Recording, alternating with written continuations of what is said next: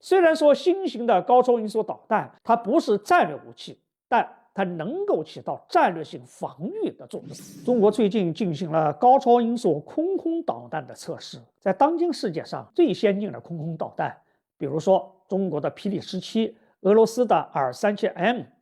美国的阿姆拉姆260空空导弹，射程大约都在200到300公里左右，速度一般都不超过6马赫。但中国一款速度更快、射程更远的空空导弹即将诞生了。据今日俄罗斯电视台3月2号的报道，中国3月1号在内蒙古地区试射了一枚高超音速空空导弹。在俄媒发布的视频中，一枚高速飞行的导弹划破夜空，经过2次高空点火之后，速度明显加快。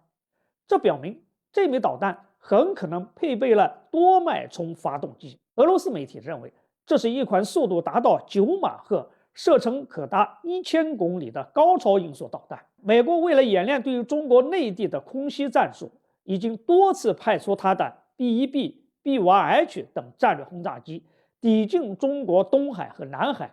有时候甚至在第一岛链以外某个预定发射正位对于中国进行模拟轰炸。而由于美军轰炸机的发射正位在900公里以远，使用射程960公里的拉斯姆导弹可以袭击我大陆沿海，但大陆战机导弹无法及时拦截对手的战略轰炸机。而一旦这款速度达到9马赫、射程可达1000公里的高超音速导弹投入部队使用之后，美国战略轰炸机以现有的技术就难以轻易地对我大陆沿岸地区进行袭击活动了。与目前其他的空空导弹比起来，高超音速导弹当然具有不可比拟的优势了。一是射程远，作战范围呢将大大的增加；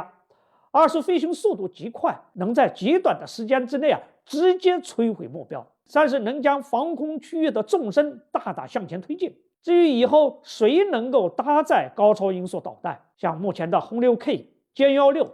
以及以后的第6代战机，应该都可以搭载。使用歼16战机可以对2500公里处的敌方隐形轰炸机、加油机和预警机形成威慑；使用第6代战机，应该可以对3000公里处的目标构成打击的威胁。也就是说，只要美军轰炸机一从关岛起飞，或者从美国本土起飞至关岛附近被我发现的时候，就将处于中国空军高超音速导弹的打击范围之内。虽然说新型的高超音速导弹它不是战略武器，但它能够起到战略性防御的作用。这个话题就聊到这儿，欢迎大家继续关注王宇飞评论，下一期再见。